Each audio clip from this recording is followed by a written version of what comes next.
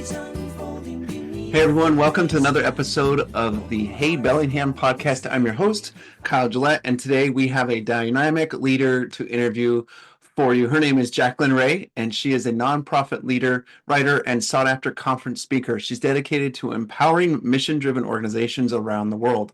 She's the global director of In Focus Ministries. She's devoted to breaking down the administrative barriers that often hinder nonprofits, enabling them to thrive and expand their impact with ease. She brings decades of outreach experience and a heart for community transformation to all of her endeavors. She's a Washington State native. Jacqueline and her husband of over 30 years have raised two sons, and she continues to inspire with her commitment to lasting generational change. So I'm really excited to have Jacqueline with us today. We're going to dive into the nonprofit world, fundraising, the dynamics of leading a team, but also leading volunteers, trying to bring in donations, the complex parts of the board, and so many other things that a lot of nonprofit leaders would be interested in. But if you don't run a nonprofit, it's okay, because Jacqueline is going to dive into some leadership insights that will help you no matter what stage of leadership you're in, no matter what size of organization you have.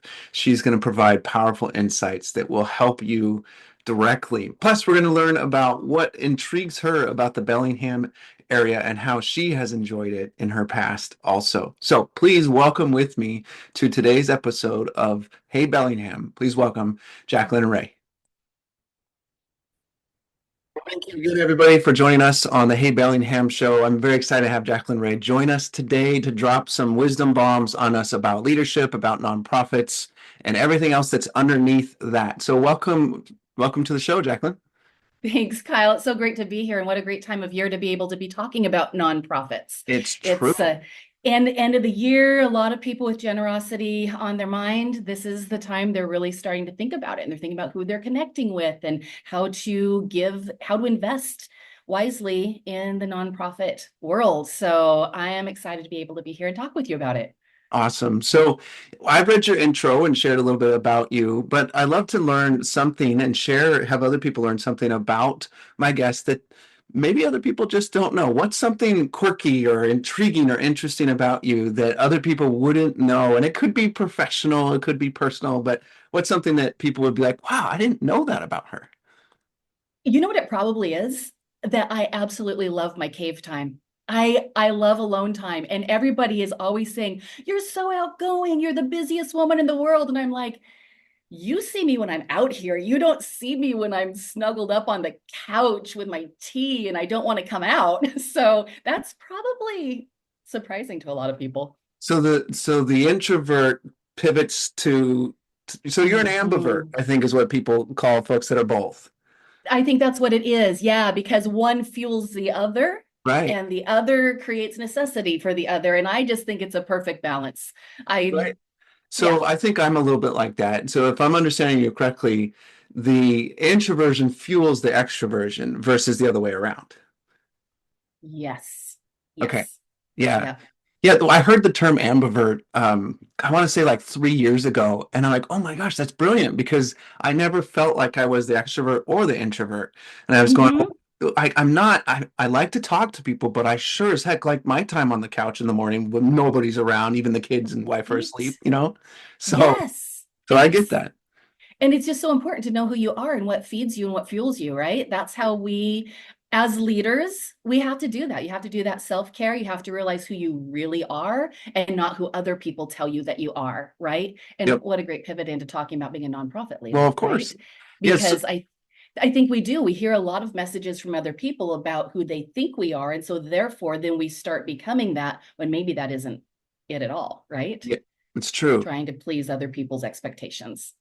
Well, so let's talk about that for a moment. I was thinking about, there seems to be a bit of a personality type to a nonprofit leader, and that's my perspective. Mm, I led a nonprofit for yes. 4 years and was part of one for 10.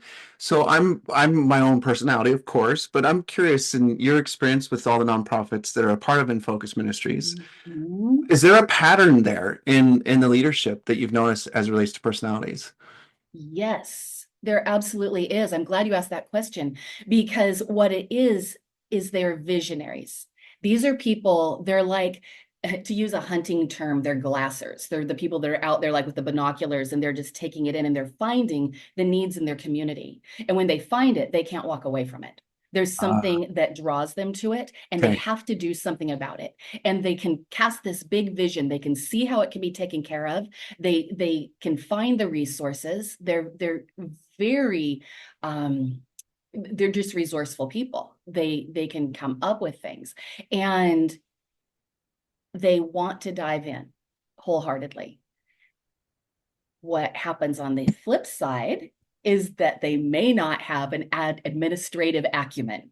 Right. And unfortunately, what happens so often in the nonprofit world is that they see a need, they have a vision, they want to chase it down, and then they find out all the paperwork, all the money, all the regulations, everything that it takes to even set up a nonprofit, and then to be effective in running it, it'll stop them right there. And so that's where an organization like ours comes into play, because we take care of all of that so that they can stay focused on their mission. What are you called to do? Just go spend your time doing that. We'll take care of the IRS regulations. We'll take care of your donor reporting. We'll set up your web presence for you and take care of trainings and things like this for you. You don't have to do it. You do what your heartbeat tells you have to do in your community. And that's what I love. I love Yeah. partnering with them because they're such cool people. Yeah, that's beautiful. I think there's a lot of organizations in general that's part of the problem of the leadership. And it's not that they're the problem, it's just they have such great vision, and then that vision moves them forward, but then other things get left behind, like you said, the administrative side of things. So what is your advice to someone that is, whether they're a leader in a for-profit or a nonprofit, where they are that visionary and they don't have the advantage of having In Focus Ministries supporting them? How do they shore that up? What's the approach? Good. Okay, get that vision down on paper and approach it like the business that it is. Sometimes I think people get the idea of, well, it's a nonprofit, so it can be all loosey-goosey. Absolutely not. Absolutely not. You treat this like you are the CEO of a great business. You need to know what your budget is. You need to know exactly what your program is. You need to define your mission exactly. And then that is actually a requirement that the IRS puts on us. We do have to have a defined mission. Sometimes people will come to me and they want to do so many great things. And it's just like they just want to be an amazing person for the community. And it's like, okay, but we've got to focus this mission. We have to know exactly what you're doing so we can tell your donors, so that we can build a budget around it, and so that we can have measurable success. We want to be able to see exactly, how did you move the needle in this community? What did you do to change lives? How many people, for example, we have a shower trailer for people that are, unfortunately living in RVs or homeless. And we would like to know annually, how many showers did we give out? Because that helps us to measure, are we really making an impact in this community? And what is the greater need? Do we need a second trailer? So you want to have measurable results and a written plan. Now, also, guess what? 70% burnout among nonprofit leaders. Take that number seriously. You need to have a strong board of advisors around you, and you need to have a strong team around you. Some are going to be volunteers that maybe rotate, but then there's going to be those people that it is boots on the ground with you on the daily. And you have to have those people, those wholehearted, committed people. Yeah, it's interesting that the burnout rate for a nonprofit is similar to the burnout rate of a business, because what is it, after the first 2 years, 80% close. And so it's a similar idea here with nonprofits. And I'm guessing similar issues. I mean, you already shared some of them. The vision's not clear. What are the measurables? How are you measuring that, your team and all that? One of the things that was challenging for me when I was running a nonprofit is we ran 4 businesses underneath the nonprofit, right? And so I helped oversee and touch on all of them, but primarily oversaw the pet resort. So we had a pet resort, and my role was to manage the pet resort, make it profitable, so that the finances from the pet resort could go towards the rest of the nonprofit. And the challenge was we had employees that lived on the property that were in the bigger picture of the mentoring program. Then we have Mhm. college employees, and then we had volunteers, and we got hardly any donations because that wasn't really our model. So Mhm. in the world of nonprofit, I've found that one of the hardest things is if you have employees, then there's some accountability there, and they're getting a paycheck and they need to do Mhm. their work.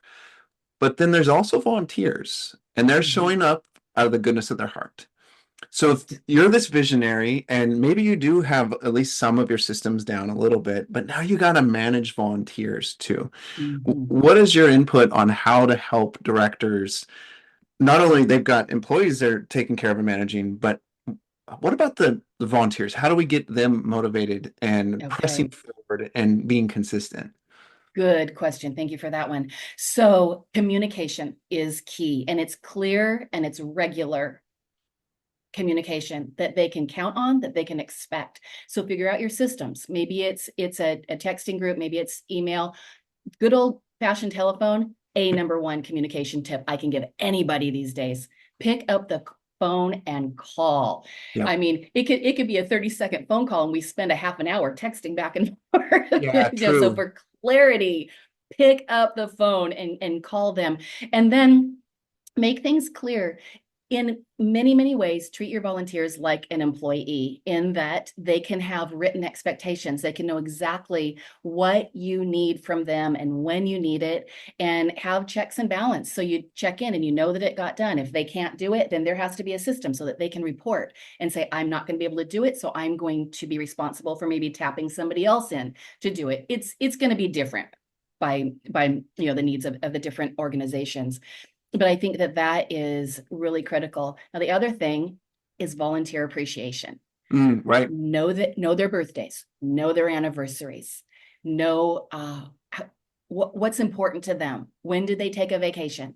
And don't only have your relationship be centered around the purpose of the nonprofit. Get into that person's life, because what you're doing when you're on mission, yes, let's say it's a feeding program for low income. Yes, that is your focus.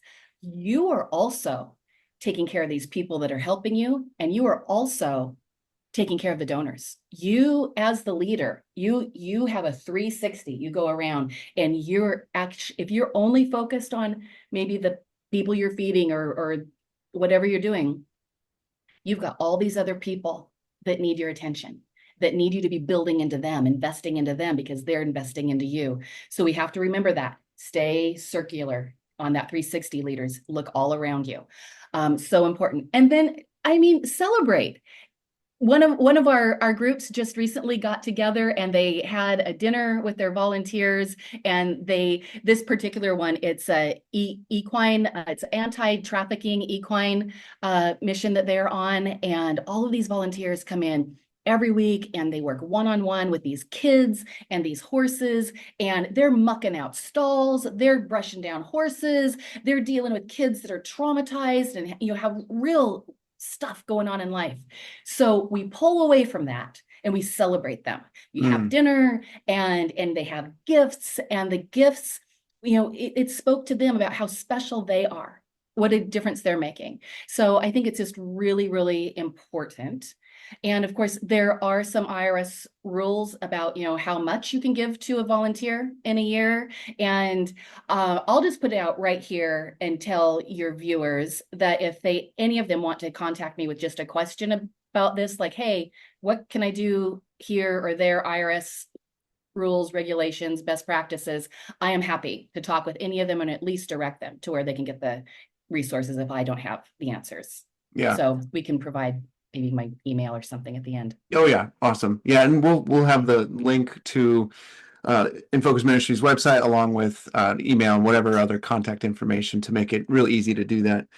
I like Great. the idea of the 360 because one of the things that I did years ago was helped leaders do a 360 review of themselves by basically having an assessment done by other people on them. So this is the Mm, other way from what you're talking about.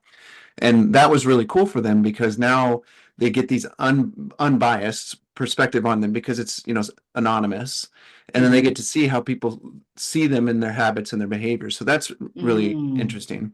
The Yeah, other and angle, scary, a little scary to get that back. I yeah, gotta true. say. True. The other angle that's really interesting is I do a lot of study in something called neuro-linguistic programming. And Mhm, in that field, one of the things we talk about is the different positions in which we can look at a situation or look mhm, back at a situation or even look forward to a situation, which is a fun thing to do. But there's first, second, and third position. So first position is associated, you see it through your own eyes, and everybody experiences life that way, right? And you mostly mhm, experience your memories that way also. Second position is where you're seeing the experience from someone else's shoes. And so mhm, this is in a book, the narrative where you get to be inside the mind of the characters in the book, right? mhm, And then third position is where you're seeing it all characters, so yourself included, and then whoever you're conversing with or whatever's going on in that memory, but you're out quote outside of yourself and watching it from this neutral third party perspective. I bring this up because it seems like second and third position, or seeing things from other people's eyes and then seeing it objectively like you're a fly on the wall while you mhm, watch yourself perform, can be really, really powerful to give people insights. Because mhm. as a visionary or as a very detail oriented leader or any type of leadership style, we get so wrapped up in our approach that we forget to step back for a moment and look at a situation and go, how did someone else perceive that? Or if I were to revisit it again and look at it objectively and watch myself perform, how would I change my performance? What are your thoughts on that concept? My thought goes maybe a little differently than what you were expecting to come of this. And the reason is because of something I just experienced a couple weekends ago. Sure. And that is that we had a perceived through our eyes need in our community. And several people came together, and these were just awesome, wholehearted people, brought together everything they could to put together turkey dinners for Thanksgiving, all the trimmings and everything. And we went out and delivered them. And we delivered them in teams so that we could show up and just really want to love on these families, not just bring them food. We wanted them to be noticed. And when we got to the homes, what we found is that maybe food was not really what they needed. As we brought things in, there was a lot of food. In fact, I had to kind of move some food off the countertops to put down what we had, although it was a fresh turkey and everything. So maybe it was a little bit better, for a holiday. But what we saw was a different need in these homes. These people needed people to stay in their lives, not just to drive by and drop off a turkey a Mm. couple times a year. And so that's where I thought, why do we do charitable things? Is it because it makes us feel good? Yep. Right. Or is it because we're seeing it through somebody else's eyes? Right. And to get on that side of it, it takes time. You have to stay in their life. You have to be present, right? Yep. We have one ministry down in Georgia, actually, and they work with very low income people. And when they first arrived down there in the community that they were, the first thing that they realized is that they were the only white family in this community, this apartment community of Black families. And there was a lot of struggle with that, with the racism. But these people started going, did we hear the call wrong? Should we not even be here? What is this doing to our kids? I mean, it was rough, really rough. And but they stayed, and they started advocating for those people, and they started building relationships one at a time, mostly with the kids, bringing food and after school programs for them. And they got a lot of pushback, like, yeah, we're not going to eat your food, we don't need this, whatever. But because they stayed in the game, they kept building the community, they didn't pack up and leave. In time, what happened is they became the number one advocates for this whole community. They would come to them with their needs. They would tell them, intimate things, and they would be there to help them and help them through things. And so it went from where this director, who when she first arrived, she was called horrible, ugly racial slurs, to where now when she shows up, they come running out to greet her and call her Miss Erica. She's our Miss Erica, because she stayed. And she got to know what their real needs were, not their perceived needs that sometimes we see. You got to get in it Yep. and be willing to get dirty sometimes, right? Roll up your sleeves.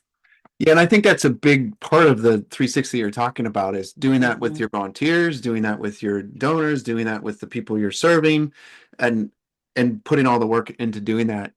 And I think that underneath that is obviously a character quality of just being consistent, very consistent and Yes. very persistent. So Hmm. when you think about the character traits or the qualities that are needed for leadership in this type of a context where you're Hmm. leading in a nonprofit and serving people and sometimes serving some really heavy needs like you've shared about Hmm. that situation or people that have been abused and trafficked, what are the qualities that you think are needed for these leaders so they can find success, and then secondly, how do they build into those qualities? Hmm. So you need to be a compassionate person. And Hmm. there's actually a term you've probably heard today, called compassion fatigue. It's when Sure. people that work in like medical nurses will get this. Yep. People in nonprofits will get it because you have just been working with people and helping and helping and helping. And sometimes, you help them and it doesn't change their life and whatever, and you can get compassion fatigue. And so you need to find a way to re-energize that in your life and take your judgment off the table. We can't, we're there to give a hand up, and we don't know sometimes why they got where they are. And maybe we don't want to, just keep going back and giving hand out. But if we can help them take one step closer to a better tomorrow, help that next generation take one step better, well, then we did something. And tenacity, you've got to be tenacious. You've got to be tenacious about stepping up to whatever the need is, whatever the call is, and be resourceful and be willing to step in front of people and ask for things, ask for help with things. There are so many generous people who would just love to help, but they just don't know Right. where. Yep. And so if you network yourself and you get to knowing lots and lots of people, you're going to find those places. And when you can call up a friend and say, hey, this is what the deal is. We're putting up this shelter for this family. And I know you have a backhoe. Could you come? Whatever it is. And then you have people. This has been one shortcoming that I have found with a few people that have come to me. They want to start a nonprofit. They want to do these things. I'm like, okay, tell me about your circles. Do you have a church? Do you go to networking luncheons? Do you, on and on and on. And if they're like, no, we're kind of homebodies, we really don't have any of that. Like, you're really not in a good position to start a nonprofit. You really have got to have that leverage of the people leverage around you. Yeah. We started with introversion, extroversion, and we talked about visionary leaders, and now we're talking about Right. compassion, tenacity, and resourcefulness. And if Hmm. you break this down and we're real honest about what a nonprofit leader is, they're an entrepreneur that has a cause that's really big. And a lot of entrepreneurs also have a Yes. cause that's really big. So there's a ton of crossover. And the organization that Tons. I work in, we have a very big cause as well. Our purpose is huge, to eradicate the causes of Hmm. poverty and injustice. And so that's a Yeah. big thing. And it's Yeah. it's virtually impossible to achieve, but it doesn't mean you don't strive for it. Right. And when you said compassion fatigue, it for me, I I recently went through this change physiologically where Hmm. I started to experience a lot of body pain again. 3 years ago, I was Mm. miraculously healed from this body pain that I had allergies to three different foods, four different food, whatever, a lot of stuff. I could Yeah. eat like rice and chicken. It was terrible. Yeah. But anyway, I was healed from it, and then it came back. And I was Yeah. talking to this lady that originally helped me with it, and she was speaking of it differently, but it's the same, it's just different vernacular. And it's just that I've been serving people in various capacities in my different roles for the last 20 years. Hmm. And a lot of it has been an empathy thing where I'm Hmm. being very empathetic and taking on the trauma that they've experienced because a Oh, lot yeah. of my experience had to do with the trauma. And then with business owners, taking on the stress that they've experienced. And I just want to Hmm. help and serve them. But what I Hmm. haven't done is protect myself from taking it on because I'm not there to solve it for them. I'm there to support them through it. Hmm. And I think that this is probably a strong pattern, and I love your perspective on what Hmm. nonprofit directors and maybe other folks in nonprofits experience. They just take on really the pain or the trauma or Hmm. the drama or whatever of the people they're trying to serve, and then their health declines Mhm. because of that. And it shows up in various ways, but their health declines. Is that true? And what are your suggestions on how to let it go so that Mhm. these nonprofit leaders that have great visions and desires don't burn out? Right. Yes. So true. Boundaries. You have to make boundaries. You have to leave work. And oftentimes it's hard because where you work on your nonprofit might be at your kitchen table. And Mm, so therefore, when do you leave work?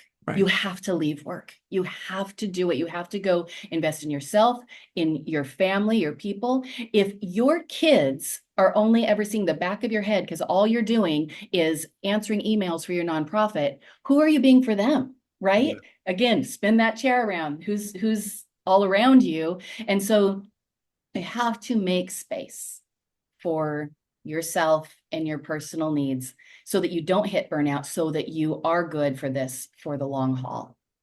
Yeah, that's awesome. So Yeah. part of that is what you guys do, right? Helping them to create Yeah. that space. So can you Hmm. share with us, you briefly shared at the beginning, but if you could share again a synopsis of what is, I wanted to say the acronym, I always screw up the acronym, IFM, Focus IFM. Yeah. Ministries. Can you Yeah. share with us just the layout of what Hmm. IFM does? And I think the other part that I really am curious about for our audience is if a nonprofit enters into this ministry or this Hmm. organization, what is your goal? What is IFM's goal for them as they run their nonprofit? So, what does IFM do? And then, what is the goal for that nonprofit that joins?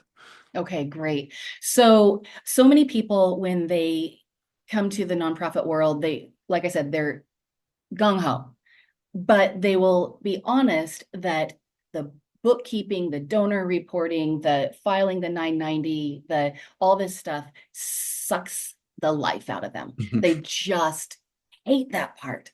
And so that's what we do. So what in legal terms, we're called a fiscal sponsorship. So we have the nonprofit status. We are the parent organization. And when another outreach ministry wants to come under us, we have a interviewing application process to make sure that they're sustainable. That's one of the main things. And we talk them through, and sometimes I'll talk to them and say, this isn't sustainable, but here's your homework. Do this, this, and come back and see me. And oftentimes they'll do that, and we help them get legs to where they actually can be up and running. And then once they are under us, we register them with the state as a DBA, stands for doing business as. So like we have this one called Crossroads Youth Ranch, and they are a registered DBA in the state of Washington, but they are also, they can take checks and grants and do business in that name, but they can also do it in the name of InFocus, because we are then a family. We work together. And then what we do is we take all the donations in, we do all the bookkeeping and the reporting that goes with all those donations. We provide an online donor link so that people that just want to go online and maybe they want to set up a recurring donation. And, I just want $30 every month to go to this, which, by the way, is a great thing for nonprofits, because then they can build a budget that Right. they can Yep. count on. One-time donations are great. Don't stop. But I'm just saying it really helps if it's recurring. And so we take care of just all of that, but also we set up their online presence. They get a web page inside of our website. They have that donor portal. They get to use this software. It's called Applos. And so they get to go in and they can look and see all of their donations and who it came from, and all their ins and outs, just like you look at your bank statement. So they get real-time feedback. And we coach them through things like, hey, you got to send those thank you letters to your donors and be in touch with them, and do celebrations around them as well. And so we just really coach them through the best practices and regulations of the nonprofit world. But they are in charge of the daily work. We don't get caught in that unless it's a regulatory issue, because we know that they came to this work because they were called to it and they have the ability to do it. So did I answer your question completely? Yeah, there's a second one, but we're gonna interrupt Divert. and then go Okay. back. So Okay. that my thought is, I hear that and I'm like, that's exciting, that's great, and I think there's other people that be thinking the same. What difference is it making for people? Yeah, yeah, I understand it's going to help on the mechanics and all that, but for the leader, what do you think is the difference? And do you have any stories of the difference that it's made for them as it relates to them as a person themselves? Yeah. One thing I always say is no outreach ministry director should be an island, meaning you shouldn't be out there trying to do this on your own. So you immediately have a team around you. You have a family around you. You have multiple resources. My board of directors, uh, their experience is very vast. Their resources are very vast. And we bring this to the table around all of them. Their needs are so different. I say this a lot. I say my job, the learning curve in my job is straight up, because every nonprofit that I work with is going to have a new problem to solve or a new resource we've never had to find before. But we do it because we love it. We love these people. We love what they're doing. We love getting all the stories back. And so, yes, it does help them because it frees them up to say, I'm not alone. I can actually do this. And maybe some days it's just a pep talk. Maybe some days it's no, let's go get boots on the ground together and do this with you. We don't leave them out there alone. Yeah, so I think you've partially answered the next question. So we'll end with this question and we'll talk a little bit about your experience, your favorite things about Bellingham, because I'd love to hear people's insights on that. But the final question on this is, those things are happening, and really for IFM, what is the goal for the minute for the organization that comes in? What is the goal that you guys are trying to achieve with them? Right. To make them sustainable so that this can go and actually, some of them have gone long enough that we're saying, okay, what's the legacy plan? Because you are going to retire. How do we get this to sustain? Because the need is still there. And so it's really building that in so that they multiply and they sustain, that they're financially, that they're solid. Most nonprofits are not overfunded at all, but that they are at least meeting their funding needs. And we consider ourselves to be a fostering organization. So we do not have a contract like you have to be with us for a certain amount of years, or when you leave, we own your intellectual material. Nothing like that. That is not us at all. Anyone can leave at any time if they say, you know what, we just grew to this point that we're just going to go out on our own. Then we say, fantastic, we got to be a part of getting you started and launched.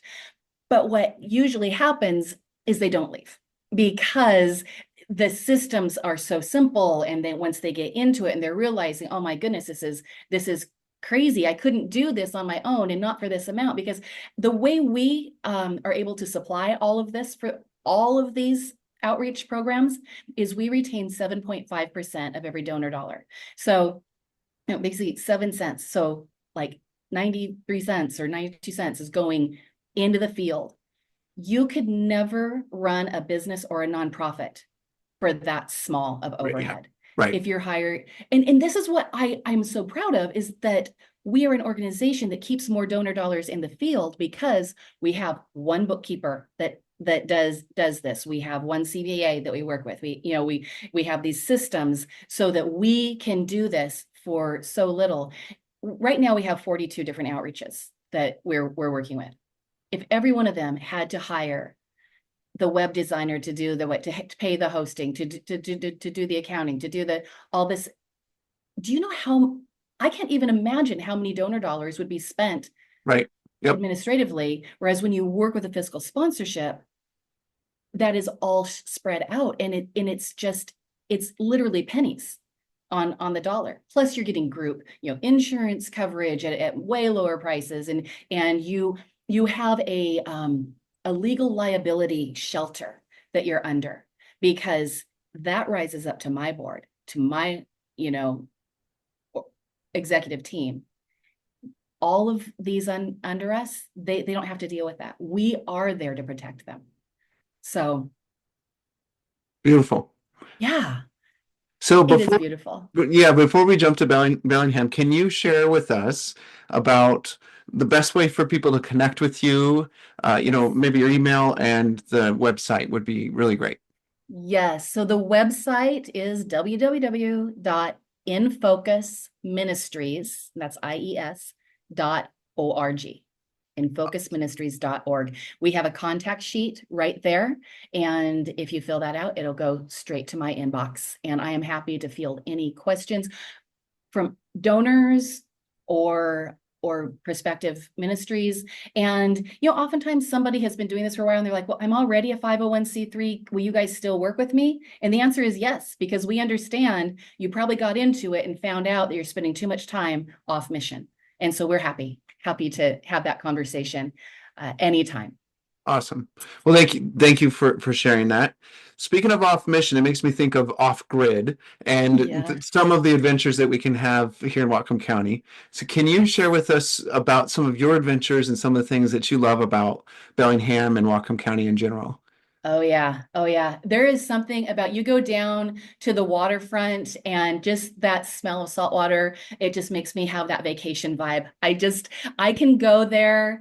I would say probably my favorite place is Boulevard Park because I can go into Woods Coffee, I can get a coffee, I can go and I can walk and I can feel like maybe I only took an hour or two to hang out down there, but I can feel like I had a vacation for an Mm, hour or two. That's how yeah. I come away from it. It's like I'm unplugged. Remember, I like to unplug. Right, and exactly. and that is my favorite place. You hear the sounds of the sea, you see families playing. I love the sound of kids playing in the background and all of that. So it is absolutely, absolutely probably my favorite place. But I mean, Bellingham is where we started our family. And so just the roots of the community, walking through downtown, all the little shops. How many great memories have we had at the Mount Baker Theater? I mean, Mm, the shows we've seen, so top notch. Such a lovely theater. I awesome. mean, really, yeah. Love some Bellingham time. You make me think about Taylor Dock for a moment there. Walk down that walkway and you get all the way to Taylor Dock. And um, a couple months ago, this wasn't recent, but a couple months ago, one of the guys on this show, his name's Andrew Shelton. He's a realtor and he works at an office that's close to Taylor Dock. So we walked to it and then we just jumped off of it, did flips and dives and stuff like that. So that Oh was a my lot. That gosh. was a lot of fun jumping off of that walkway up there off the pier. So Yes, I need that to do it is again so with him. awesome. But Do you ever see people out there and they're kiteboarding? They're like on a surfboard, but they have this huge kite and I they're think riding the waves. That's amazing. I want to do that. It looks amazing to me. you should go for it. Why not? Oh, Right? my Well, friend Kyle Gillette's going to hold me to that one. then we'll do a little exchange here because I want to jump out of an airplane because I use it as an illustration all the time when I talk about the difference between commitment and decision. And Hmm. you can decide to jump out of an airplane and then at the last minute undecide. But once you jump out, you are committed. You You are can't get back committed. in. And this is what we need to do with our goals and things we want to achieve in life. But anyway, Yeah. thank you so much, Jacqueline, for being on today's show. I want to do a brief Mhm. synopsis for the audience. We talked about a lot of things, nonprofit and leadership, and a couple things that really jumped out to me from the show is the qualities and attributes of nonprofit leaders and how they are visionary and they're being stretched and pulled in so many different directions. And so they really need to be dynamic in the way that they lead. And whether they're introvert or extrovert, we don't know, but they need to be able to recover and have compassion for themselves along with those that they're serving. And then be tenacious in it, being tenacious in their vision, but also tenacious in running their nonprofit, be Yeah. resourceful and make sure they're good about their boundaries. And Hmm. honestly, when you boil it all down, this is a lot of what an entrepreneur needs to be. And I think sometimes nonprofit leaders sell themselves short a little bit on who they are as a leader. And they forget Mm. that, I'm an entrepreneur in this endeavor and it's a big Mhm. deal and it's not easy work. So from Hey Bellingham to the listeners out there and especially to the nonprofit leaders, we want to thank you for the hard work that you're doing. And I'm sure Jacqueline would also mirror that comment as well. You guys are Mhm. amazing leaders in the community and you're making differences that often aren't seen. So be tenacious, stick with it, continue. We appreciate it. And Jacqueline, we appreciate you being on the show. Thank you so much. Any last comments before we go?